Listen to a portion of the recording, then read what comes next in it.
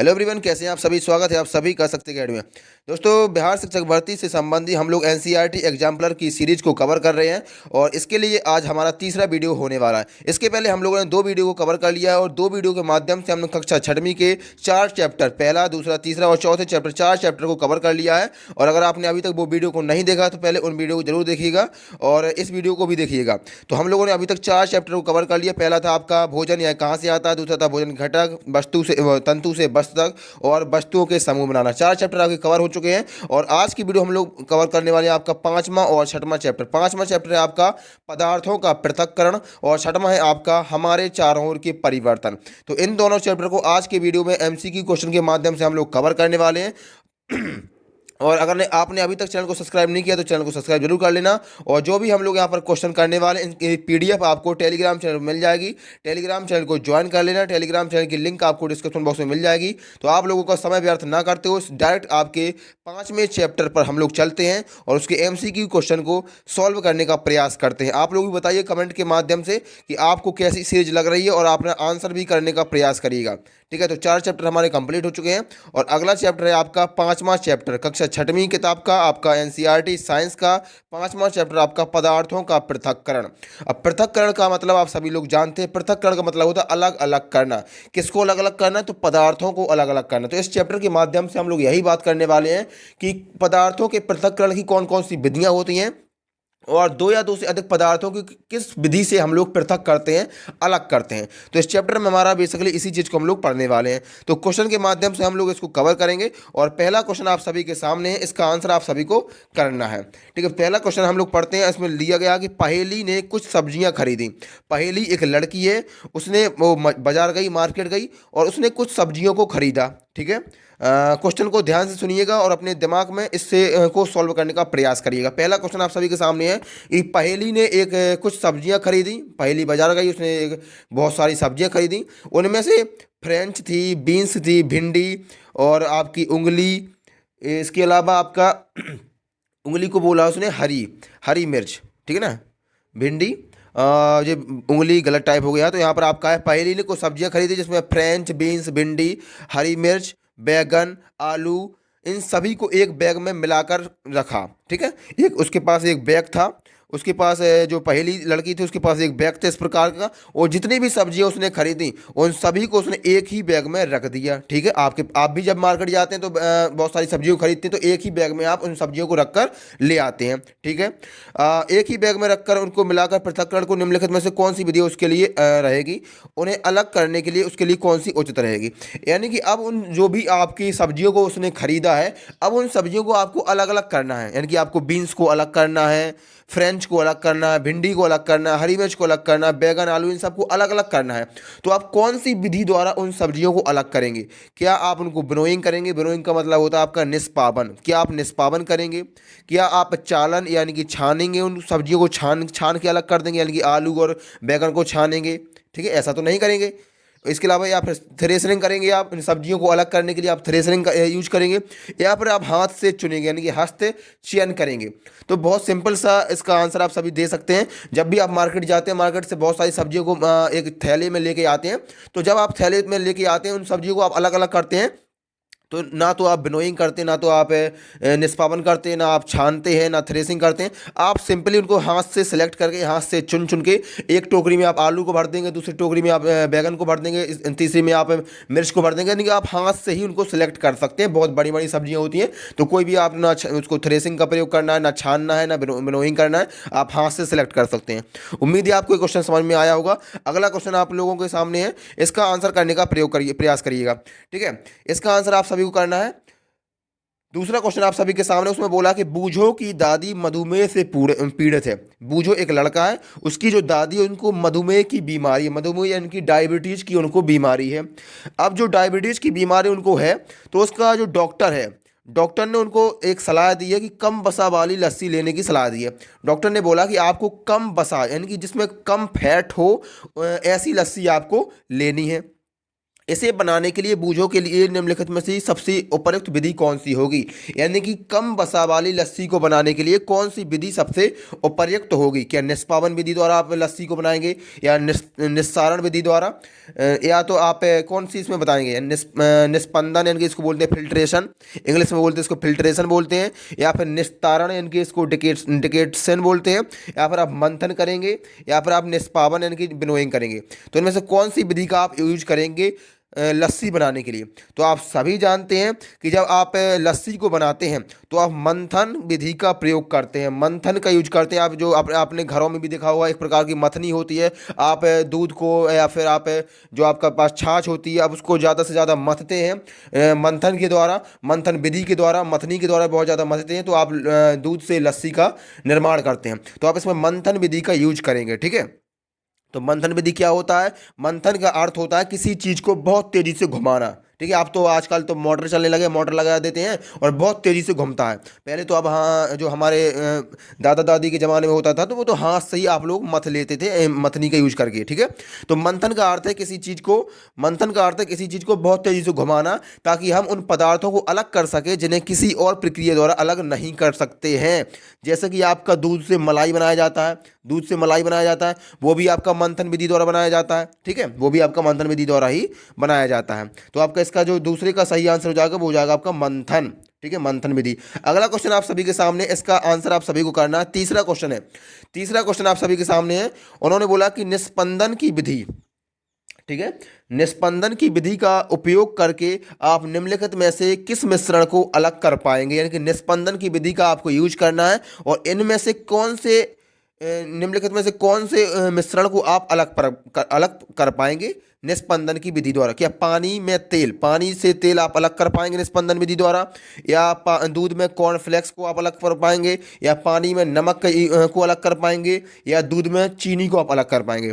देखो, अगर आपको पानी में नमक, पानी और नमक को अलग करना है तो इसको तो आप वाष्पीकरण विधि द्वारा इसको आप अलग करेंगे। यानी कि इसको आप धूप में रख सकते हैं या आप इसको गर्म भी कर सकते हैं। तो इसको जो पानी में नमक तो आपका होगा नहीं, इसका तो आपको कौन सा होगा, इसका आपका होने वाला वाष्पीकरण विधि। यानी कि आप इसको उबालेंगे, गर्म करेंगे, या आप इसको धूप में रख देंगे तो आपका पानी से नमक आप अलग कर सकते हैं। लेकिन आपको बताना है कि निस्पंदन की विधि द्वारा आप कौन सी प्रक्रिया को आप अलग करेंगे, कौन से मिश्रण को आप अलग करेंगे, ठीक है। तो जो कॉर्नफ्लेक्स दूध में अघुलनशील होते हैं, जो कॉर्नफ्लेक्स आपका होता है, जो कॉर्नफ्लेक्स इसमें दिया गया है वो दूध में आपका घुलता नहीं है, इसको याद रखिएगा। जैसे कि आप नमक तो आपके दूध में, पानी में घुल जाता है, चीनी भी आपका दूध में घुल जाता है, लेकिन जो कॉर्नफ्लेक्स होता है वो आपका दूध में घुलता नहीं है, अघुलनशील होते हैं। इसलिए इसे छानने की विधि से अलग किया जा सकता है। अब आपका जो कॉर्नफ्लेक्स घुलता नहीं है इसलिए आप इसको छान सकते हैं। और निस्पंदन की विधि यानी कि निस्पंदन को ही आप बोलते हैं फिल्ट्रेशन। फिल्ट्रेशन यानी कि इसको आपको फिल्टर करना है, फिल्टर पेपर से आपको छानना है या छननी से छानना है। तो जो आपका कॉर्नफ्लेक्स होता है वो दूध में अघुलनशील होता है, इसलिए आप इसको छानने की विधि या निस्पंदन की विधि द्वारा इसको आप अलग कर सकते हैं। क्लियर हुआ। और तेल का जो घनत्व होता है वो पानी से कम होता है, जो पानी और तेल का ऑप्शन दिया गया है, तो जो तेल का जो घनत्व होता है वो पानी से कम होता है, इसलिए पानी में तेल तैरने लगता है। जो पानी होता है उसमें आपका तेल तैरने लगता है, तो उसको आप फिल्ट्रेशन या आप निस्पंदन विधि द्वारा अलग नहीं कर सकते हैं। और दूध में चीनी, तो चीनी तो आपके दूध में पूरी तरह से घुल जाती है, इसलिए आप उसको भी आप निस्पंदन या फिल्ट्रेशन विधि द्वारा अलग नहीं कर सकते हैं। आप सभी ने दूध और चीनी, जैसे आप दूध का शरबत पिया होगा बहुत सारे लोगों ने, या आपने चाय पी होगी, चाय तो सभी ने पी होगी। आप चाय को छानते हैं तो चाय में दूध भी होता है और चाय में चीनी भी होता है। क्या चाय को छानने से दूध और चीनी अलग हो जाती है, या चाय और चीनी अलग हो जाती है? नहीं होती ना। आपकी जो चाय होती है वो मीठी होती है, क्योंकि आप उसमें चाय में आपका चीनी घुल जाती है, तो दूध में चीनी भी आपकी घुल जाती है। तो आप फिल्ट्रेशन या निस्पंदन की विधि द्वारा इसको भी अलग नहीं कर पाएंगे। और पानी में आपका तेल तैरता रहता है, उसको भी आप अलग नहीं कर पाएंगे। लेकिन आप दूध में कॉर्नफ्लेक्स को आप निस्पंदन की विधि द्वारा अलग कर सकते हैं, क्योंकि जो कॉर्नफ्लेक्स होता है वो दूध में आपका अघुलनशील होता है, और अघुलनशील चीज़ों को आप निस्पंदन या फिल्ट्रेशन की विधि द्वारा ही आप अलग करते हैं। क्लियर हुआ। बहुत अच्छी तरह से मैंने आपको समझाने का प्रयास किया है और आपको समझ में आ गया होगा। अगला क्वेश्चन आप सभी के सामने, इसको आपको आंसर करना है। इसमें बोला गया क्वेश्चन नंबर 4 में कि डंठलों के बंडलों से अनाज अलग करने में से कौन सी विधि सबसे उपयुक्त होगी। यानी कि आप सभी ने अपने खेत खलिहान देखे होंगे। खेत खलिहान में आपके जो, जैसे कि आप मान लो कि आप गेहूं की खेती कर रहे हैं और गेहूं की खेती में आपके डंठल लगे होते हैं और डंठल के बंडलों में अनाज भी लगा होता है। तो डंठलों के बंडल से आपको अनाज किस प्रकार से आप अलग करेंगे, अनाज किस प्रकार से, कौन सी विधि द्वारा आप उसको अलग करेंगे। क्या आप अनाज को और डंठलों को हाथ से चुनेंगे, यानी कि हाथ से चुन चुन के एक एक डंठल को आप हाथ से चुनेंगे और अनाज को चुनेंगे और इस प्रकार से अलग करेंगे? नहीं कर पाएंगे, बहुत सारा अनाज होता है और बहुत सारा आपका समय व्यर्थ होगा और आप कर भी नहीं पाएंगे। हाथ से चुन चुन के आप नहीं कर पाएंगे। हाथ से तो आप उन्हीं चीज़ों को चुन सकते हैं जो बहुत कम मात्रा में, जैसे सब्जी वगैरह को आपको चुनना है। छानना, क्या आप डंठलों के बंडलों से अनाज को छान छान के अलग कर पाएंगे? नहीं कर पाएंगे, क्योंकि आपका आप डंठलों और अनाज को छान नहीं सकते हैं, तो आपका हस्तचयन भी नहीं होगा, छानना भी नहीं होगा। तो क्या होगा? अब बचा है आपका दो और ऑप्शन आपके सामने, बिनोइंग और थ्रेसरिंग। बिनोइंग और थ्रेसरिंग, बिनोइंग का मतलब आप सभी जानते हैं, बिनोइंग का मतलब होता है आपका निष्पावन, निष्पावन और थ्रेसरिंग। तो आप सभी किसान भाई हैं, किसान के बच्चे हैं, किसान के भाई बहन हैं और आप सभी जानते हैं कि जो आपके खेतों में थ्रेसरिंग का यूज करके ही आप अनाज को डंठलों से अलग करते हैं। एक थ्रेसरिंग मशीन होती है और थ्रेसरिंग मशीन के द्वारा ही आप डंठलों से अनाज को अलग करते हैं। तो यही आपका सही ऑप्शन होने वाला है, ठीक है। थ्रेसरिंग का मतलब होता है आपका ताड़ना और अनाज को डंठलों के बंडलों से अलग करने की विधि आपके थ्रेसरिंग कहलाती है। अनाज को डंठलों के बंडलों से अलग करने की विधि आपकी थ्रेसरिंग कहलाती है। तो यही आपका सही आंसर होने वाला है। क्वेश्चन दोस्तों आप सभी के सामने क्वेश्चन नंबर 5, इसमें आपको पढ़ना है और इसका आंसर आप सभी को करने का प्रयास करना है। इसमें बोला गया है कि नीचे 4 मिश्रण दिए गए, 4 मिश्रण आप सभी को दिख रहे हैं, नीचे 4 मिश्रण दिए गए हैं। राजमा है और चना है, दालें और चावल है, चावल के टुकड़े और मक्का है और आलू चिप्स और बिस्किट, यानी कि 4 मिश्रण आप सभी के सामने दिए गए हैं। अब प्रश्न आप सबको क्या कह रहा है? प्रश्न कह रहा है कि निम्नलिखित में से किसे बिनोइंग या निष्पादन विधि द्वारा अलग किया जा सकता है। यानी कि 4 ऑप्शन आप सभी के सामने दिए गए हैं, 4 मिश्रण आप सभी के सामने दिए गए हैं। इनमें से आपको बताना है कि इनमें से कौन से 2 मिश्रण हैं या कौन से मिश्रण हैं जिसे बिनोइंग या निष्पादन विधि द्वारा आप अलग कर सकते हैं, ठीक है। तो पहला ऑप्शन देखते हैं, पहले ऑप्शन को चेक करते हैं। इसमें बोला गया राजमा और चना। तो जो राजमा होता है और चना होता है उसको आप हाथ से चुन चुन के आप अलग कर सकते हैं। राजमा और चना को हाथ से चुन चुन के आप अलग कर सकते हैं, यानी कि ये तो आपका हस्त चयन वाला हो जाएगा, ठीक है। कौन सा हो जाएगा? हस्त चयन विधि द्वारा कर सकते हैं इसको आप अलग। राजमा और चना को हस्त चयन विधि या हाथ से चुन चुन कर आप इसको अलग कर सकते हैं, यानी कि ये तो आपका होगा नहीं। इसी प्रकार से दालें और चावल, दालें और चावल को भी आप हस्त चयन विधि द्वारा आप अलग कर सकते हैं, तो ये भी आपका नहीं होगा। लेकिन जो चावल के टुकड़े और मक्का है और आलू के चिप्स और बिस्किट है, आलू के चिप्स और बिस्किट तथा राजमा के टुकड़े और चावल, ठीक है, इसको आप निष्पादन की विधि द्वारा आप अलग करते हैं, ठीक है।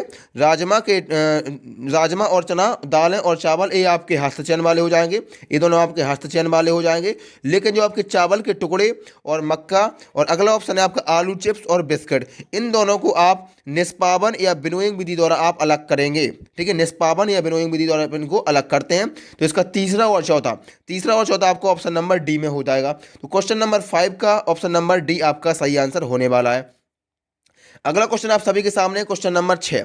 क्वेश्चन नंबर 6 का आंसर आप सभी को करना है। क्वेश्चन नंबर 6 में बोला गया है, क्वेश्चन नंबर 6 में बोला गया कि चपाती बनाते समय, चपाती आप सभी ने बनाई होगी या खाई तो सभी ने होगी। चपाती का मतलब होता है रोटी, और चपाती बनाते समय पहेली ने पाया, पहेली एक लड़की है वो चपाती बना रही थी, उसने चपाती बनाते समय पहेली ने पाया कि प्रयोग किया जाने वाला आटा, जो आटा उसके पास था, जिस आटे से उसको चपाती या रोटी बनानी थी, उसमें गेहूं के दानों के साथ मिला हुआ था। यानी कि जो आटा था, जो आपका आटा था, उसमें गेहूं के दाने मिले हुए थे, आटे में आपके गेहूं के दाने मिले हुए थे। अब अनाज को आटे से अलग करने के लिए कौन सा तरीका सबसे उपयुक्त होगा? यानी कि जो आपका आटा था और जो आपके अनाज के दाने थे, जो आपका आटा था और अनाज के दाने थे, उन वे दोनों आपके आपस में मिले हुए थे। लेकिन अब आपको जो पहेली थी उसको आपको चपाती बनानी है और चपाती आपकी आटे से बनाई जाती है। तो अब आटा और अनाज को आपको अलग करना है। अब अलग करना है तो कौन सी विधि के द्वारा आप अलग करेंगे? आटे को अनाज से किस विधि द्वारा आप अलग करेंगे? क्या आप थ्रेसरिंग करेंगे या आटा की आप थ्रेसरिंग करेंगे? बिल्कुल भी नहीं करेंगे, आटा की थ्रेसरिंग नहीं होती है। अगर आपको डंठलों से या बंडलों से आपको अनाज को अलग करना है तो अब आप थ्रेसरिंग का यूज करते हैं, ठीक है। तो थ्रेसरिंग तो आपका बिल्कुल भी नहीं होगा। तो कौन सा होगा? इसका होगा आपका छानना। कौन सा होगा? छानना। क्योंकि आप आटे को छान लेंगे तो आपके जो आटा है वो नीचे चला जाएगा और जो आपके अनाज के दाने थे वो आपके ऊपर रह जाएंगे। ठीक है, तो आपका यही इसका सही आंसर होने वाला है। कौन सा हो जाएगा इसका आपका? चालन या छानना। चालन या छानना विधि का आप इसमें यूज करेंगे। निष्पावन आप नहीं कर पाएंगे, फिल्ट्रेशन भी आप नहीं कर पाएंगे, क्योंकि फिल्ट्रेशन तो इसमें तो आप यूज नहीं करते हैं, फिल्ट्रेशन आप करते हैं जैसे कि आपको चाय को छानना है, इस प्रकार से आप यूज करते हैं। लेकिन इसमें आपका छानना, इस छलनी के द्वारा, जो आपके घरों में छलनी का प्रयोग होता है, छलनी का प्रयोग होता है, उसके द्वारा आप आटा को छानेंगे तो आप आटे से आप गेहूं के दानों को आप अलग कर सकते हैं। तो इसका सही आंसर आपका हो जाएगा बी। अगला क्वेश्चन आप सभी के सामने है, क्वेश्चन नंबर 7। क्वेश्चन नंबर 7 में बोला गया कि आपने घर पर मक्खन और क्रीम से घी बनाते हुए देखा होगा। जो आपका घर है, आपने घर में मक्खन और क्रीम से घी बनाते हुए देखा होगा। आपने बड़े बूढ़ों को, अपने माता पिता को आपने मक्खन और क्रीम से घी बनाते हुए देखा होगा। ठीक है, अगर नहीं देखा है तो अभी देख लीजिएगा। और आपने डेयरी वगैरह में भी देखा होगा मक्खन और क्रीम से घी बनाते हुए। ठीक है, अब घी को अवशेषों से अलग करने के लिए किस विधि का उपयोग किया जाता है?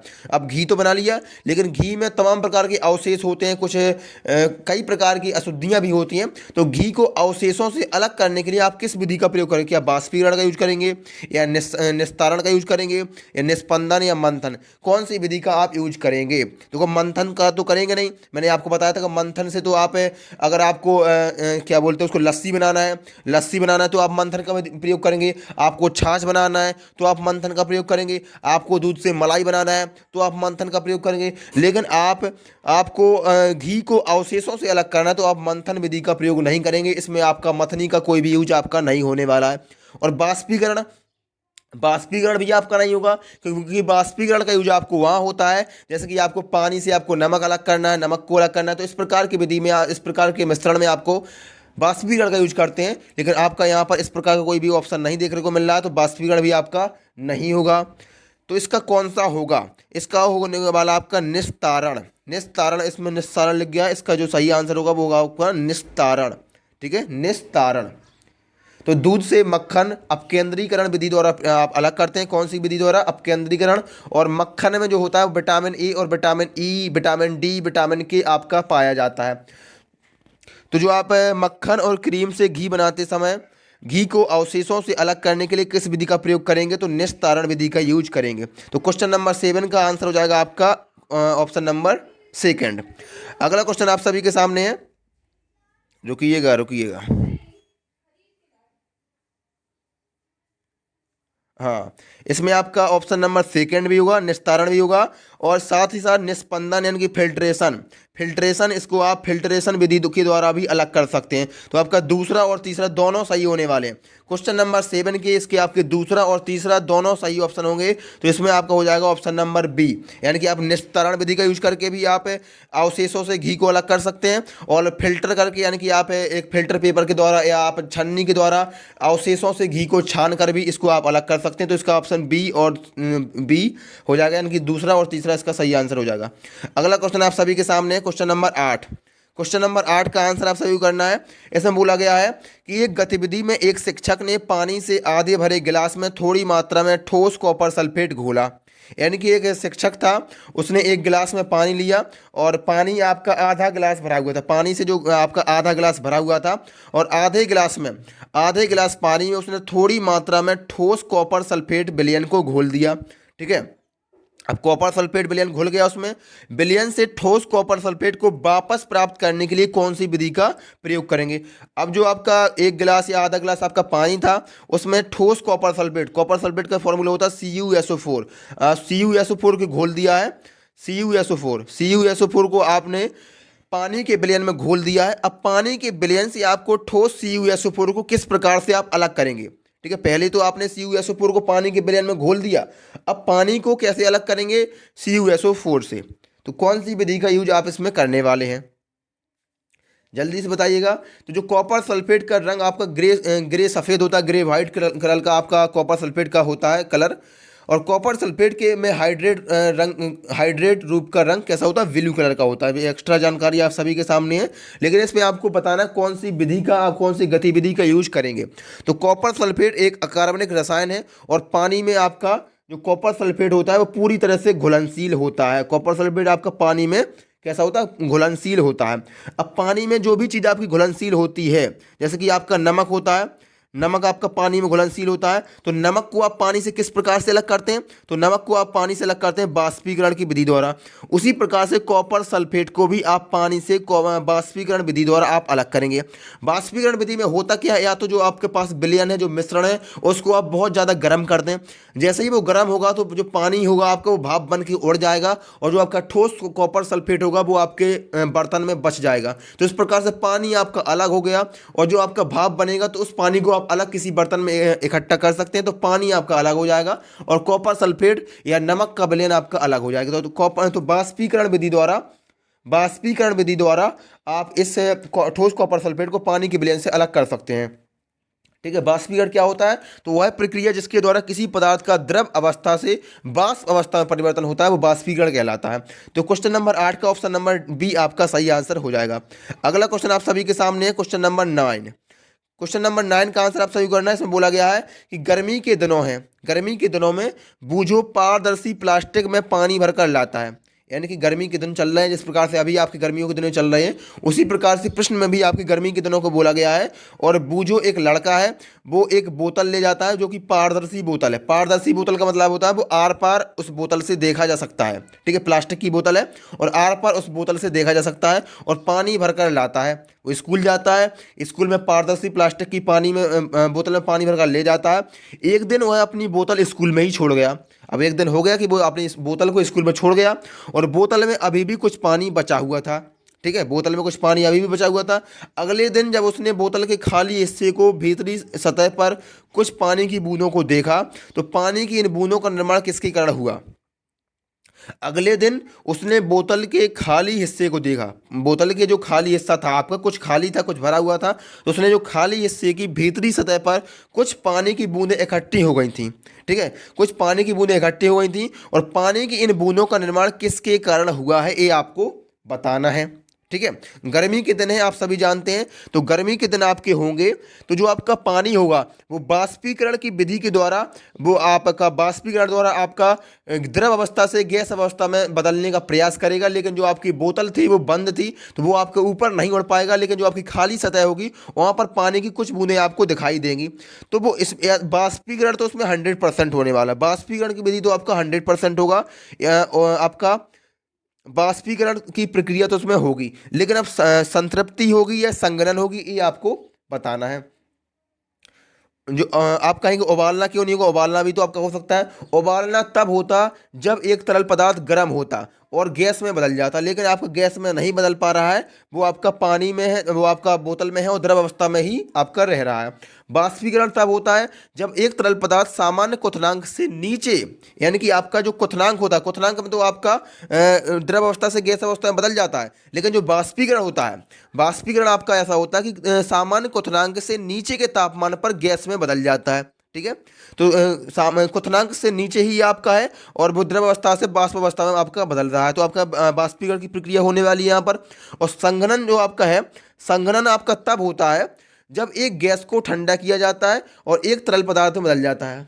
संघनन आपका तब होता है जब एक गैस को ठंडा किया जाता है और एक तरल पदार्थ में आपका बदल जाता है। तो आपका यहाँ पर एक तरल पदार्थ में बदल रहा है, जो आपका बाष्प था, जो आपकी पानी की बूंदें आपकी बाष्प बनकर उड़ रही थी, वो आपकी संघनन होकर वापस में आपकी द्रवावस्था में बदल रही हैं। तो बाष्पीकरण और संघनन की प्रक्रिया हो जाएगी। बाष्पीकरण द्वारा आपका जो द्रवावस्था में था वो क्वथनांक से नीचे ही आपका बाष्प अवस्था में बदल रहा था, और जो आपका बाष्प अवस्था में बदल रहा था जो बूंदें, उनको वापस से आपका द्रवावस्था में संघनन बदल रहा था। तो आपकी जो प्रक्रिया आपकी यहाँ पर होने वाली है, जो गतिविधि आपकी यहाँ पर होने वाली है, वो हो जाएगी आपकी बाष्पीकरण और संघनन। यही इसका सही आंसर होने वाला है। बहुत अच्छा क्वेश्चन था, बहुत शानदार क्वेश्चन था, और इसी प्रकार के प्रश्न आपके पेपर में पूछे जाएंगे, चाहे आप पीआरटी वाले हों, चाहे आप पीआरटी वाले हों, चाहे आप 6वीं से 8वीं वाले हों, कोई भी आप किसी भी आपका एग्जाम देने वाले हैं पीपीएससी टीआरई 3.0 में री एग्जाम में, चाहे आप पीआरटी वाले हों 68 वाले हों, इसी प्रकार के प्रश्न आपके पेपर में पूछे जाएंगे। अगला प्रश्न आप सभी के सामने प्रश्न नंबर 10। प्रश्न नंबर 10 में बोला गया कि पहेली ने बूझो से एक गिलास पानी मांगा। पहेली एक लड़की है, बूझो से उसने एक गिलास पानी मांगा। ठीक है, तो उसने उसे एक गिलास बर्फ़ का ठंडा पानी दिया। अब बूझो ने उसे एक गिलास पानी दिया, और बर्फ़ का ठंडा पानी था, बहुत ज़्यादा ठंडा पानी था, उसमें बर्फ़ भी मिली हुई थी। पहेली ने गिलास की बाहरी सतह पर पानी की कुछ बूंदें देखी। अब बहुत ज़्यादा ठंडा पानी था, बर्फ़ भी थी, तो जो गिलास था उसके बाहरी सतह पर पानी की कुछ बूंदें आपकी देखी पहेली ने, और बूझे से पूछा कि ये कैसे जल की बूंदें बनी। जो गिलास के बाहरी सतह पर जो जल की बूंदें बनी थी, ये जल की बूंदें कैसे बन गईं, ऐसा उसने पूछा। आप सभी ने देखा होगा, अभी गर्मियों के दिन चल रहे हैं, गर्मियों के दिन चल रहे हैं, और गर्मियों के दिनों में आप सभी कोल्ड ड्रिंक पीते हैं या पेप्सी वगैरह पीते हैं। तो पेप्सी वगैरह जब भी आप खरीदते हैं, तो जैसे ही कि आप बोतल देखते हैं, तो बोतल अगर आप बहुत ज़्यादा ठंडी है, अगर पेप्सी कोल्ड ड्रिंक की बोतल बहुत ज़्यादा ठंडी है, तो बोतल की बाहरी सतह पर भी आपको पानी की कुछ बूंदें ठंडी ठंडी दिखाई देती हैं। तो वही इस प्रकार का प्रश्न में आपका पूछा गया है कि जो वे पानी की बूंदें आपकी बोतल की बाहरी सतह पर थी, वो क्यों थी, किस प्रकार थी, किस कारण के बस थी। तो यही आपको बताना कि इसका क्या कारण था पानी की बूंदों का। तो गिलास से पानी का बाष्पीकरण तो आपका नहीं हो रहा है। बाष्पीकरण तो आपका तब होता जब गर्मी का मौसम होता, ठीक है, गर्मी का मौसम होता तो क्वथनांक से नीचे आपका द्रव से आपका बाष्प अवस्था में बदल जाता, तो यहाँ पर बाष्पीकरण तो होने वाला नहीं है। गिलास से रिसने की वाला पानी, गिलास से पानी रिस रहा है? नहीं भाई, गिलास से पानी नहीं रिस रहा है, गिलास तो आपका बंद है, या पानी की जो आपकी कोल्ड ड्रिंक की बोतल है वो रहती है, वो आपकी बंद रहती है, फिर भी आपके पानी की बोतल जो आप कोल्ड ड्रिंक की बोतल के ऊपर या पानी के गिलास के ऊपर आपकी पानी की कुछ बूंदें दिखाई देती हैं, तो गिलास से पानी रिस रहा है, ऐसा भी नहीं है। वायुमंडलीय जल बाष्प का बाष्पीकरण, वायुमंडलीय जल का बाष्पीकरण नहीं हो रहा है। मैंने जैसा कि आपको बताया कि बाष्पीकरण तो बिल्कुल भी यहाँ पर नहीं हो रहा है, क्योंकि सर्दी की चीज़ है, सर्दी का मौसम आपको बताया जा रहा है। वायुमंडलीय जल बाष्प का संघनन, बिल्कुल 100% आपका संघनन हो रहा है, ठीक है। संघनन मैंने आपको अभी बताया था कि संघनन वह प्रक्रिया है जिसमें गैस का द्रव अवस्था में परिवर्तन होता है, ठीक है। पहले आपका गैस होता है, और गैस से आपका द्रव अवस्था में परिवर्तन आपका संघनन होता है, और द्रव से आपका गैस होता है, वो तो आपका बाष्पीकरण हो जाता है, और गैस से आपका द्रव हो रहा है, तो यानी कि वो आपका संघनन की प्रक्रिया हो रही है। तो वायुमंडलीय जो जलवाष्प है, जो आपकी गैसें हैं, जो जलवाष्प है, वो आपका वायुमंडलीय जलवाष्प का संघनन हो रहा है, और संघनन के कारण जो आपकी गैसें हैं वो आपकी द्रव अवस्था में बदल रही हैं। तो यही आपका कारण होने वाला है। इसीलिए जो आपकी कोल्ड ड्रिंक की बोतल होती है या ठंडे पानी का गिलास होता है, उसकी गिलास के बाहरी सतह पर आपके पानी की कुछ बूंदें आपको दिखाई देती हैं, वो दिखाई देती हैं आपको संघनन के कारण।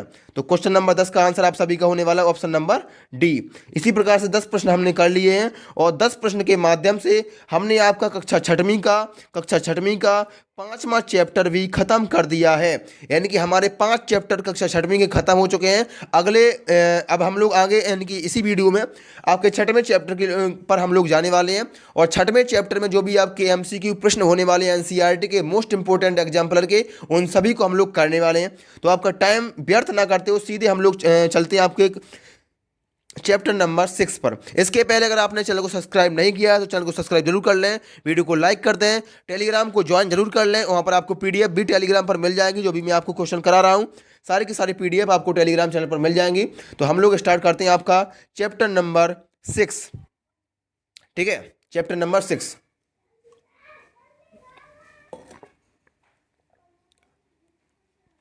चैप्टर नंबर 6 में बोला गया है हमारे चारों ओर के परिवर्तन। तो इस चैप्टर में हमें पढ़ना है हमारे चारों ओर के कौन कौन से परिवर्तन होते हैं, यानी कि भौतिक परिवर्तन कौन से होते हैं, रासायनिक परिवर्तन क्या होते हैं, तो इन परिवर्तनों को हमको पढ़ना है। तो परिवर्तन में आपको बता दूं, परिवर्तन आपके 2 प्रकार के होते हैं। परिवर्तन मुख्य रूप से आपके 2 प्रकार के होते हैं। कौन कौन से होते हैं? एक होता है आपका उत्क्रमणीय परिवर्तन, दूसरा होता है आपका अनुत्क्रमणीय परिवर्तन। उत्क्रमणीय परिवर्तन वो होता है जो परिवर्तन उल्टा किया जा सके, ठीक है, जो परिवर्तन आपको उल्टा किया जा सके उसको बोलते हैं आप उत्क्रमणीय परिवर्तन। अब उल्टा करने का मतलब क्या है? उल्टा करने का मतलब आपका है कि आपके पास बर्फ है, बर्फ से आपने पानी को बना दिया, ठीक है, पानी को बना दिया, और आपके पास पानी है, पानी से आपने बर्फ को बना दिया। यानी कि बर्फ से पानी भी बना सकते हैं और पानी से आप बर्फ भी बना सकते हैं। यानी कि ऐसा परिवर्तन जिसको आप उल्टा कर सकें, जिसको आप परिवर्तन कर सकें, एक अवस्था से दूसरी अवस्था में आप परिवर्तन कर रहे हैं, गैस अवस्था से आप द्रव अवस्था बदल रहे हैं, या फिर आप द्रव अवस्था से आप ठोस अवस्था बदल रहे हैं, यानी कि आप उल्टा कर सकें, तो वो आपका उत्क्रमणीय परिवर्तन होता है। और ऐसा परिवर्तन जिसको आप उल्टा नहीं कर सकते वो आपका अनुत्क्रमणीय परिवर्तन होता है। जैसे कि भोजन का पाचन, या भोजन का पकना, भोजन को आपने पका लिया, भोजन को आपने क्या कर लिया, पका लिया। अब भोजन आपका बन चुका है, सब्जी रोटी आपकी बन चुकी है, अब रोटी आपकी बन चुकी है, अब कहेंगे हम रोटी से आपको अनाज बनाना है, तो इम्पॉसिबल है भैया। रोटी से आप पिसिया गेहूं नहीं बना सकते हैं। आपने सब्जी बना ली है, अब सब्जी से आप कहें कि हमें पानी को अलग निकालना है, आलू को अलग निकालना है और नमक को अलग निकालना है, और वापस से हमें उसी प्रकार से पेड़ पौधे बनाना है, आलू के पेड़ पौधे बनाना है, तो नहीं बना सकते हैं। तो ऐसा परिवर्तन जिसको उल्टा नहीं कर सकते हैं वो होता है आपका अनुत्क्रमणीय परिवर्तन। जैसे कि मोमबत्ती का जलना, मोमबत्ती का जलना आपका दोनों में आ सकता है, क्योंकि मोमबत्ती से मोम बनता है और मोम से आप दोबारा से मोमबत्ती बना सकते हैं। ठीक है, तो मोमबत्ती के जलना आपको उत्क्रमणीय भी होगा और अनुत्क्रमणीय परिवर्तन भी होगा। और इसी प्रकार से आपका दो परिवर्तन आपके और होते हैं इसी में, आपका होता है भौतिक परिवर्तन और रासायनिक परिवर्तन। इसके बारे में भी आपको बता देता हूं, भौतिक परिवर्तन और रासायनिक परिवर्तन। उसके बाद हम लोग आपके प्रश्न पर चलने वाले हैं। वीडियो थोड़ा लंबा हो रहा है, लेकिन वीडियो में कोई भी आपकी इधर उधर की बात मैं नहीं कर रहा हूं, सीधे आपका टू द पॉइंट, जो आपके लिए जरूरी होने वाला है, जो आपके लिए आपके एग्जाम में, जो आपकी परीक्षा में पूछे जाने वाला है, मैं आपको वही चीज़ बता रहा हूँ। तो आप बोर मत होइएगा और वीडियो को पूरा जरूर देखिएगा, क्योंकि वीडियो लंबा होना स्वाभाविक है। एक वीडियो में हम लोग दो दो चैप्टर को कवर कर रहे हैं, वो भी पूरे डिटेल एक्सप्लेनेशन के साथ, तो वीडियो तो लंबा होना ही होना है। तो परिवर्तन आपके दो प्रकार से और देख सकते हैं आप। पहला होता है आपका भौतिक परिवर्तन यानी कि फिजिकल चेंज, और दूसरा होता है आपका रासायनिक परिवर्तन। इनके बारे में सुन लीजिए कि भौतिक परिवर्तन और रासायनिक परिवर्तन क्या होते हैं। तो भौतिक परिवर्तन आपका और रासायनिक परिवर्तन, भौतिक परिवर्तन जिस परिवर्तन के बाद किसी नए पदार्थ का निर्माण ना हो, यानी कि ऐसा परिवर्तन जिस परिवर्तन के बाद कोई भी नया पदार्थ आपका ना बने। ठीक है, जैसे कि आपका बर्फ का पिघलना, अगर बर्फ पिघलेगी तो पानी बनेगा, और पानी आपका जमेगा तो बर्फ बन जाएगी, यानी कि आपका एक प्रकार का उत्क्रमणीय परिवर्तन है। ठीक है, इसको आप उल्टा कर सकते हैं। इसमें कोई भी आपका नया पदार्थ नहीं बनता है। नया पदार्थ का मतलब होता है जिसका रासायनिक गुणधर्म अलग हो, जिसका फॉर्मूला अलग हो। अब जैसे बर्फ आपके पास है, बर्फ का फॉर्मूला क्या होता है, H2O होता है, और बर्फ को आपने पिघला दिया तो क्या बन गया, जल बन गया। अब जल का फॉर्मूला भी क्या होता है, H2O होता है। अब आपके पास जल है और जल को आपने गर्म कर दिया तो क्या बन गया, वो गैस बन गया, वाष्प बन गया। लेकिन उसका भी फॉर्मूला क्या होता है, उसका भी फॉर्मूला क्या होता है, H2O। यानी कि कोई भी नया पदार्थ आपका बन ही नहीं रहा है। H2O आपके पास पहले था, H2O आपके पास अब है, तो कोई भी नया पदार्थ आपका भौतिक परिवर्तन में आपका नहीं बनता है। लेकिन जो रासायनिक परिवर्तन होता है, जो आपका रासायनिक परिवर्तन होता है, जो केमिकल चेंज आपका होता है, उसमें आपका नया पदार्थ आपका निर्माण होता है, नए पदार्थ का निर्माण होता है। ठीक है, ज्यादातर रासायनिक परिवर्तन आपके उत्क्रमित नहीं किए जा सकते, यानी कि रासायनिक परिवर्तन को आपको उल्टा नहीं कर सकते हैं। ठीक है, उल्टा आप रासायनिक परिवर्तन को नहीं कर सकते हैं। एक प्रकार से अनुत्क्रमणीय परिवर्तन आपके होते हैं। मोमबत्ती का जलना, मोमबत्ती का जलना एक प्रकार से ऐसा एग्जाम्पल है, और आपका यही अधिकतर पूछा जाता है, जो कि आपका भौतिक परिवर्तन भी है और रासायनिक परिवर्तन भी है। भौतिक परिवर्तन आपका इस प्रकार से है, क्योंकि मोमबत्ती जब जलती है तो उसके बाद मोम का निर्माण होता है, मोम बनता है आपका। ठीक है, और रासायनिक परिवर्तन आपका इस प्रकार से है, क्योंकि आपका मोमबत्ती को जलाते हैं तो वो जो धागा होता है, जो आपका धागा होता है वो पूरा जल जाता है, उसको आप दोबारा से प्रयोग नहीं कर सकते, यानी कि मोमबत्ती जल जाती है। ठीक है, एक नया पदार्थ आपका बन जाता है, धुआं निकलता है, आग निकलती है, एक नए पदार्थ का निर्माण होता है। तो रासायनिक परिवर्तन भी है और भौतिक परिवर्तन भी है। तो इसी प्रकार से लोहे में जंग लगना, अगर लोहे में एक बार जंग लग गई तो जो जंग है, जंग से आप लोहे को दोबारा नहीं बना सकते हैं। ठीक है, जंग से लोहे को दोबारा नहीं बना सकते हैं, तो ये भी आपका रासायनिक परिवर्तन है। तो इस चैप्टर में हम लोग यही चीज़ पढ़ने वाले हैं। तो चैप्टर को स्टार्ट करने से पहले मैंने आपको सारा जो रूपरेखा थी वो मैं आपको बता दिया है। अब आपको प्रश्न को सॉल्व करने में आसानी होगी। ठीक है, प्रश्न को आपको सॉल्व करने में आसानी होगी। अब हम लोग प्रश्न पर चलते हैं। पहला प्रश्न आप सभी के सामने है, इसका आंसर आप सभी को करना है। पहला प्रश्न आप सभी के सामने, उसने बोला है कि निम्नलिखित में से वह परिवर्तन चुने जिसे उल्टा या उत्क्रमित किया जा सकता है। ठीक है, ऐसा परिवर्तन आपको चुनना है। चार ऑप्शन आप सभी के सामने दिए गए हैं जिसको उल्टा या उत्क्रमित किया जा सके। जैसा कि मैंने अभी आपको बताया कि परिवर्तन आपके दो प्रकार से होते हैं, एक था आपका उत्क्रमणीय परिवर्तन, दूसरा था आपका अनुत्क्रमणीय परिवर्तन। उत्क्रमणीय परिवर्तन वे होते हैं जिनको उल्टा किया जा सके। ठीक है, वही तो आपको बताना है। पेड़ों की कटाई, क्या होगा इसका आंसर, पहला है आपका पेड़ों की कटाई, दूसरा है आपका घी का पिघलना, तीसरा है आपका मोमबत्ती का जलना, और चौथा है आपका फूल का खिलना। तो इसका जो सही आंसर है वो आपको बताना है। कौन से परिवर्तन को आप उल्टा कर सकते हैं, क्या पेड़ों की कटाई को आप उल्टा कर सकते हैं? आपने एक बार पेड़ों को काट दिया, क्या आप जो कटे हुए पेड़ पौधे हैं उनसे दोबारा से पूरा पेड़ पेड़ को वापस इकट्ठा या एक पेड़ पौधा बना सकते हैं? नहीं बना सकते हैं। तो पेड़ों की कटाई तो बिल्कुल भी नहीं होगा। फूल का खिलना, क्या फूल एक बार खिल गया तो फिर से वो फूल आपका कली बनेगा? नहीं बनेगा ना। एक बार फूल खिल गया तो वो खत्म है, ठीक है, उसको आपने फूल को तोड़ लिया तो वो फूल दोबारा से खत्म है, तो ये भी आपका नहीं होगा। तो इस प्रकार से आपको करना है, आपको लाइन से नहीं करना है, आपको जो ऑप्शन अच्छा लगे, आप जिस ऑप्शन को हटा पाएं पहले आपको उसको करना है। जैसे कि मुझे पता था कि पेड़ों की कटाई तो आपका नहीं होगा, क्योंकि इसके बाद अब फूल का खिलना भी आपका नहीं होगा, तो मैंने इन दो ऑप्शन को तो पहले ही काट दिया है। अब मेरे पास बचे दो ऑप्शन, यानी कि घी का पिघलना और मोमबत्ती का जलना, ठीक है। अब इन दो में से आपको एक सेलेक्ट करना है, तो मोमबत्ती का जलना को भी देख लेते हैं। अगर मोमबत्ती एक बार जल गई तो क्या दोबारा से उसको उल्टा कर सकते हैं? क्या दोबारा से जो आपका धागा था मोमबत्ती के अंदर उसको ला सकते हैं? एक बार जल गया तो दोबारा से नहीं ला सकते हैं, तो इसको भी आप उल्टा नहीं कर सकते। लेकिन घी का पिघलना, घी के पिघलने को आप दोबारा से उल्टा कर सकते हैं। मान लो कि आपके पास घी है, घी आपके पास है और घी आपके पास जमी हुई अवस्था में है, घी आपके पास जमा हुए घी है, जिस प्रकार से पानी आपका जम जाता है तो बर्फ बन जाता है, उसी प्रकार से घी आपके पास जमी हुई अवस्था में है और घी आपका पिघल गया, तो पिघले हुए घी को आप दोबारा से जमा सकते हैं, बिल्कुल जमा सकते हैं। उसको आप फ्रिज में रख दो, फ्रीजर में रख दो, तो घी आपका जम जाएगा। तो घी सर्दियों में भी घी जम जाता है, आपका जो घी होता है वो गर्मियों में पिघल जाता है और सर्दियों में आपका घी जम जाता है। तो घी को पिघलना को आप उल्टा कर सकते हैं, उत्क्रमित कर सकते हैं, तो यही आपका सही आंसर हो जाएगा। पहले का सही आंसर आपका दूसरा होने वाला है, यानी कि पहले क्वेश्चन का ऑप्शन नंबर बी आपका सही आंसर होने वाला है।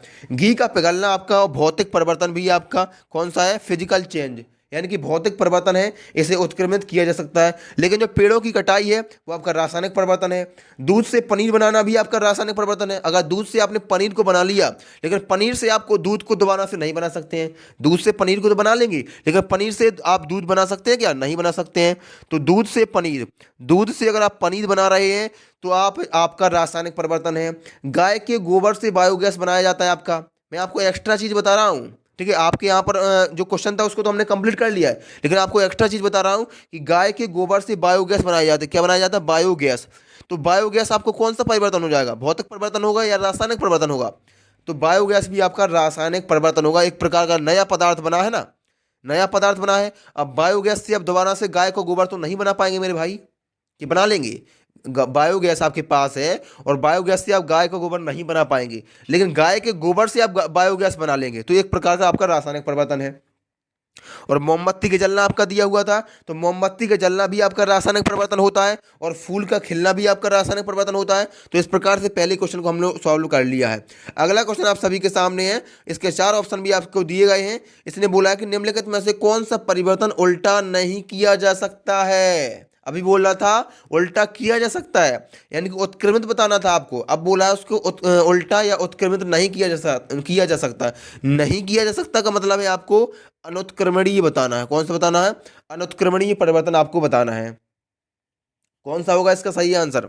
जल्दी से बताइएगा, कौन सा इसका सही आंसर होगा? यानी कि ऐसा कौन सा है जिसको आप दोबारा से उल्टा नहीं कर सकते हैं? तो मुझे पता है आइसक्रीम का जमना।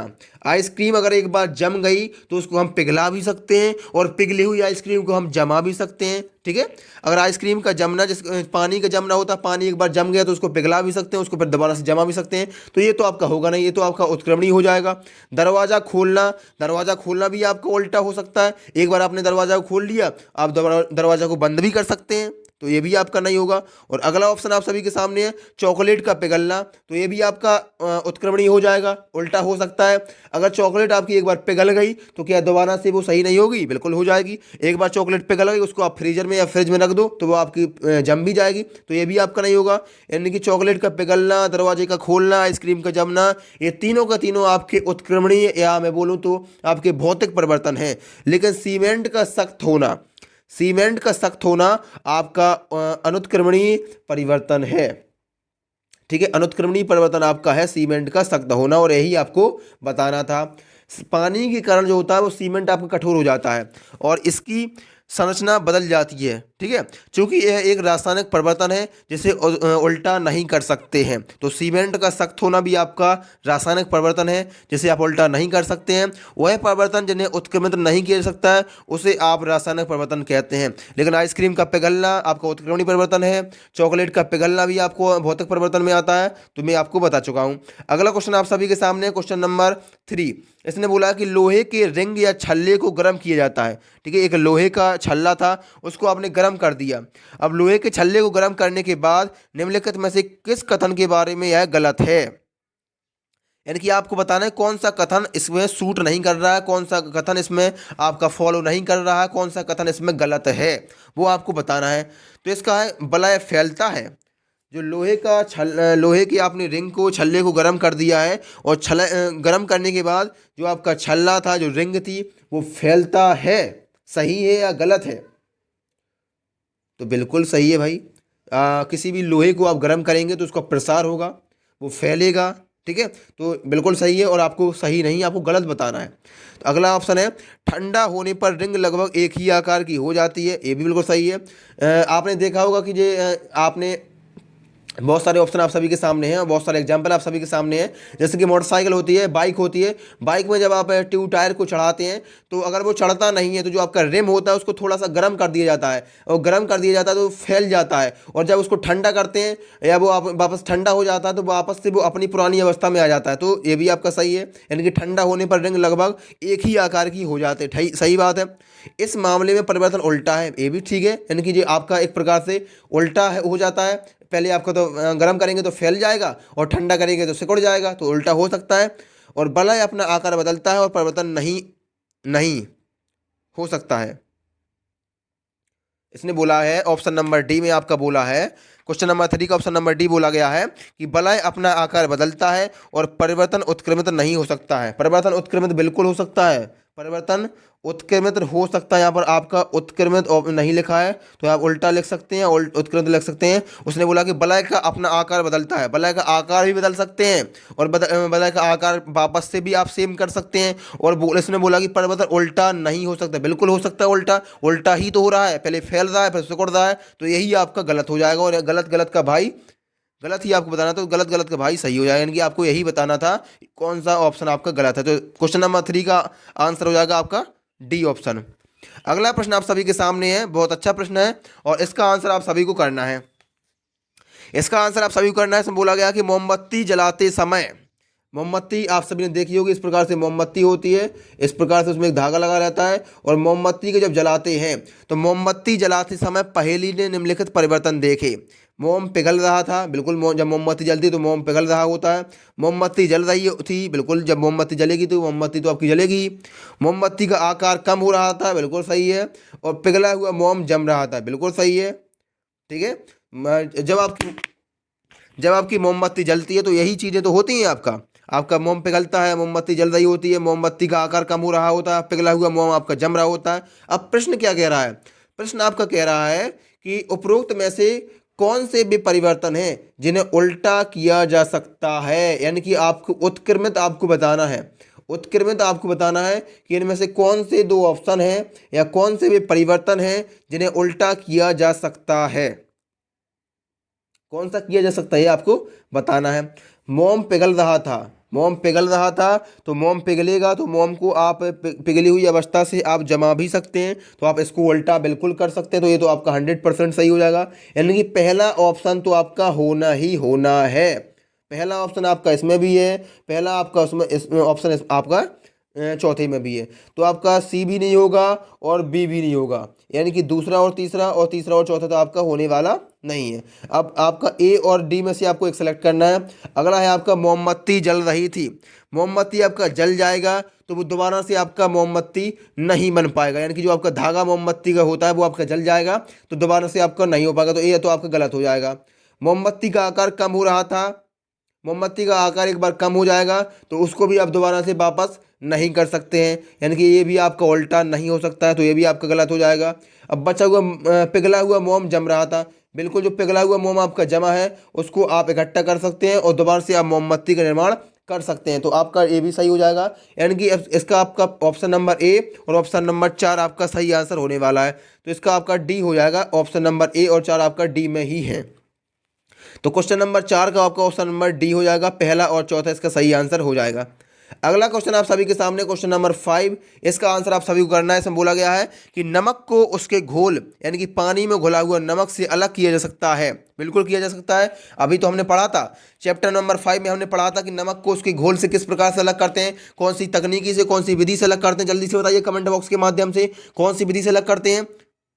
कमेंट बॉक्स में बता सकते हैं आप कि नमक को उसके घोल से या नमक को कॉपर सल्फेट के घोल से किस प्रकार से अलग करते हैं, कौन सी विधि से। तो इसको करते हैं आप वाष्पीकरण की विधि से अलग करते हैं। क्वेश्चन में क्या बोला गया है कि नमक को उसके घोल पानी में घुला हुआ उसे अलग किस प्रकार से करते हैं। अलग किया जा सकता है क्योंकि पानी में नमक का मिश्रण एक परिवर्तन है, जैसे नमक को गर्म करके और पिघलाने से उत्क्रमित किया जा सकता है। बिल्कुल, पानी में अगर आपका नमक घुल गया है तो पानी और नमक को आप अलग अलग कर सकते हैं। आप पानी को बहुत ज़्यादा गर्म कर देंगे तो पानी आपका अलग हो जाएगा और नमक अलग हो जाएगा। तो पानी और नमक का जो मिश्रण है वो उत्क्रमित हो सकता है, बिल्कुल हो सकता है। तो क्वेश्चन नंबर 5 में का आपका पानी में नमक के मिश्रण का परिवर्तन है, जैसे नमक को गर्म करने और पिघलाने से उत्क्रमित किया जा सकता है। अच्छा, ठीक है। अगला ऑप्शन पढ़ते हैं। अगले में बोला गया कि पानी में नमक का मिश्रण एक ऐसा परिवर्तन है जो उत्क्रमित नहीं हो सकता। ये तो आपका बिल्कुल गलत है, उत्क्रमित आपका हो सकता है। अगला है पानी में नमक का मिश्रण एक स्थायी परिवर्तन है, स्थायी तो नहीं है, अस्थायी है, उसको आप अलग कर सकते हैं। पानी में नमक का मिश्रण एक परिवर्तन है जिसे वाष्पीकरण द्वारा उल्टा किया जा सकता है। बिल्कुल 100% आपका यही सही है, क्योंकि हमने अभी आपके पिछले चैप्टर में पढ़ा था कि पानी के नमक को, पानी के विलयन को आप वाष्पीकरण की विधि द्वारा अलग करते हैं और वाष्पीकरण की विधि द्वारा ही आप इसे उल्टा कर सकते हैं। यही बोला गया है इसमें कि पानी के नमक के मिश्रण एक परिवर्तन है जिसे वाष्पीकरण की विधि द्वारा उल्टा किया जा सकता है। तो क्वेश्चन नंबर 5 में का ऑप्शन नंबर डी आपका सही आंसर हो जाएगा। अगला क्वेश्चन आप सभी के सामने है। चपाती को बेलना और चपाती को पकाना ये परिवर्तन है। जी, आपको बहुत अच्छे से आंसर करना है और इम्पोर्टेंट क्वेश्चन आप सभी के सामने है। और चपाती आप रोज ही देखते हैं, खाते हैं, पीते हैं, तो इसको आंसर आप सभी को करना है। जल्दी से बताइएगा कि चपाती यानी कि रोटी को बेलना और रोटी को पकाना ये कौन से परिवर्तन आपके हैं। उल्टा किया जा सकता है। अगर आपकी रोटी एक बार पक गई तो क्या आप उसको उल्टा कर सकते हैं? बिल्कुल नहीं कर सकते हैं। आप रोटी पकी पकाई रोटी से आप आटा नहीं बना सकते हैं, आप गेहूं नहीं बना सकते हैं, यानी कि आप उल्टा नहीं कर सकते हैं। ऐसे बोला गया कि उल्टा नहीं किया जा सकता है। ठीक है, सही हो सकता है, लेकिन आगे का ऑप्शन पढ़ेंगे। उल्टा किया जा सकता है और क्रमशः उल्टा नहीं किया जा सकता है। यानी कि चपाती को बेलना, दो प्रकार की क्रिया दी गई है यहाँ पर। आप क्वेश्चन को समझिए। यहाँ पर दिया गया चपाती को बेलना। चपाती को बेलना आपकी एक प्रक्रिया है, इसको आप दूसरी है आपका चपाती को पकाना। तो इनमें से कौन सी प्रक्रिया को क्या किया जा सकता है? यानी कि चपाती को बेलना उल्टा किया जा सकता है, चपाती को बेलना को उल्टा तो किया जा सकता है, और चपाती को पकाना को उल्टा नहीं किया जा सकता। अगर आपकी रोटी एक बार बिल गई तो आप वापस से उसे गोल गोल बना सकते हैं, जैसे आप गोल गोल ऐसे बनाते हैं रोटी को, यानी कि बेलने से पहले। तो अगर चपाती को आपने एक बार बेल दिया तो आप दोबारा से उसको ऐसे बना सकते हैं। लेकिन अगर आपने चपाती को पका दिया, रोटी आपकी बन गई, पक गई, फिर आप उसको दोबारा से ऐसे नहीं बना सकते हैं। तो ये आपका पहला गलत हो जाएगा यहाँ पर। अब दूसरे में क्या बोला था कि उल्टा नहीं किया जा सकता है। उल्टा तो नहीं किया जा सकता है, लेकिन आपको चपाती को पकाने में उल्टा नहीं किया जा सकता, लेकिन चपाती को बेलने के बाद आप उल्टा कर सकते हैं। तो आपका एक में तो सही है, लेकिन एक में आपका गलत है, तो आपका ये भी गलत हो जाएगा। यहाँ बोला गया कि चपाती को बेलने को उल्टा किया जा सकता है। बिल्कुल किया जा सकता है। अगर चपाती आपकी एक बार बेल गई तो आप दोबारा से उसको उल्टा करके आप गोल गोल ऐसे बना सकते हैं। लेकिन चपाती आपकी पक गई तो आप उसको उल्टा नहीं कर सकते। बिल्कुल सही लिखा है, यानी कि चपाती को बेलना आपका उल्टा किया जा सकता है और चपाती को पकाना आपका अनुत्क्रमणीय परिवर्तन है। चपाती को बेलना उत्क्रमणीय परिवर्तन है और चपाती को पकाना आपका अनुत्क्रमणीय परिवर्तन है। तो आपका ऑप्शन नंबर सी आपका इसका सही आंसर हो जाएगा। ये तो आपका गलत ही हो गया, उल्टा लिखा है। तो क्वेश्चन नंबर 6 का आपका ऑप्शन नंबर सी आपका सही आंसर हो जाएगा। अगला क्वेश्चन आप सभी के सामने क्वेश्चन नंबर 7। इसमें क्या बोला गया है? इसमें बोला गया है कि लोहे का एक रिम है और लकड़ी के पहिए से थोड़ा छोटा बनाया जाता है। ठीक है, लोहे का जो रिम होता है वो लकड़ी के पहिए से थोड़ा छोटा बनाया जाता है। लकड़ी के पहिए में लगाने से पहले आपने देखा होगा, बैलगाड़ी देखी होगी आपने, आपने गांव वगैरह में एक बैलगाड़ी देखी होगी, बिल्कुल देखी होगी। बैलगाड़ी का जो पहिया होता है वो लकड़ी का बना होता है। किसका बना होता है? लकड़ी का बना होता है। और लकड़ी के पहिए के ऊपर ऊपर एक एक प्रकार से लोहे का एक रिम टाइप का लगा होता है, लोहे की एक पत्ती टाइप की लगी होती है जो उसको सपोर्ट बनाए रखती है और चलने में मदद करती है। तो उसी प्रकार से आपका क्वेश्चन पूछा गया है कि जो लोहे का रिम होता है वो लकड़ी के पहिए से थोड़ा छोटा बनाया जाता है। ठीक है, जो रिम होता है वो लकड़ी के पहिए से छोटा बनाया जाता है। क्यों बनाया जाता है? क्योंकि लकड़ी के पहिए में लगाने से पहले, जो लकड़ी के पहिए में रिम को लगाने से पहले रिम को थोड़ा गर्म किया जाता है। क्योंकि लोहे की रिम को गर्म करने पर क्या होता है? लोहे की रिम को गर्म करने पर वो फैलता है और लकड़ी के पहिए पर फिट बैठ जाता है। बिल्कुल सही हो सकता है, सही हो सकता है, लेकिन अभी और पढ़ेंगे। ये आपका सही हो सकता है लेकिन अभी और पढ़ेंगे। सिकुड़ता है, अगर उसको लोहे के रिम को गर्म करेंगे तो वो सिकुड़ेगा तो बिल्कुल नहीं, वो तो आपका फैलेगा, तो आपका बी तो होगा नहीं। आकार में कोई परिवर्तन नहीं होता, परिवर्तन तो आपका होता है। अगर आप लोहे के रिम को आप गर्म करेंगे तो वो परिवर्तन होगा, आपका थोड़ा सा फैलेगा, तो ये भी आपका गलत है।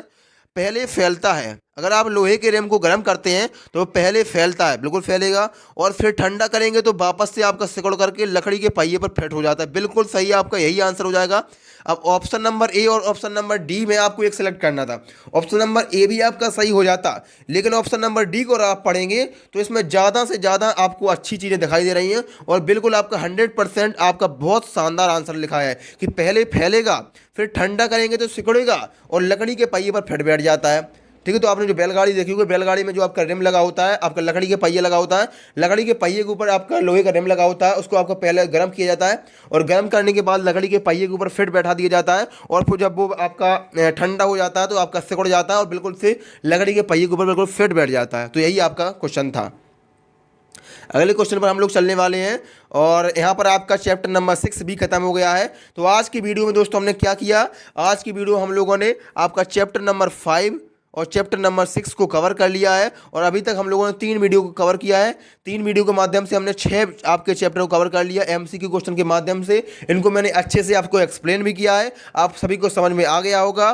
तो आप सभी को अब क्या करना है, देखो मैंने आप लोगों के लिए काफ़ी मेहनत की है, आपको पीडीएफ भी बनाया है, सब कुछ मैं फ़ोन से ही कर रहा हूँ अभी फ़िलहाल, और मैंने पीडीएफ का निर्माण भी किया है। पीडीएफ बनाने के बाद आपको एक एक क्लास में, एक एक वीडियो में आपको एक क्लास में आपको 2-2 चैप्टर को कवर करवा रहा हूँ और इसी प्रकार से 3 क्लास के माध्यम से हम लोगों ने 6 वीडियो कवर कर लिया है। अब आपको क्या करना है, आपको हमारे चैनल शक्ति एकेडमी जिस पर आप ये वीडियो देख रहे हैं उसको ज़्यादा से ज़्यादा सपोर्ट करना है, ज़्यादा से ज़्यादा सब्सक्राइब करना है। और जो पीडीएफ में आपको पढ़ा रहा हूँ, जो क्वेश्चन मैं आपको पढ़ा रहा हूँ, अगर वो आपको क्वेश्चन चाहिए तो क्वेश्चन के लिए आप हमारे टेलीग्राम चैनल शक्ति एकेडमी पर आप ज्वाइन कर सकते हैं। शक्ति एकेडमी ऑफिशियल को आप टेलीग्राम पर सर्च करेंगे तो वहाँ से आप ज्वाइन कर सकते हैं। यहाँ पर लिंक भी आपको डिस्क्रिप्शन बॉक्स में मिल जाएगी या कमेंट बॉक्स में पिन कर दूंगा, तो वहाँ से भी आप टेलीग्राम को ज्वाइन कर सकते हैं और टेलीग्राम को ज्वाइन करके आपको पीडीएफ वगैरह मिल जाएगी और भी बहुत सारी चीज़ें आपको वहाँ पर मिल जाती हैं फ्री ऑफ कॉस्ट। तो टेलीग्राम को जरूर ज्वाइन कर लेना और हम लोग मिलते हैं अगले वीडियो में। अगले वीडियो हम लोग बात करेंगे आपके अगले चैप्टर की।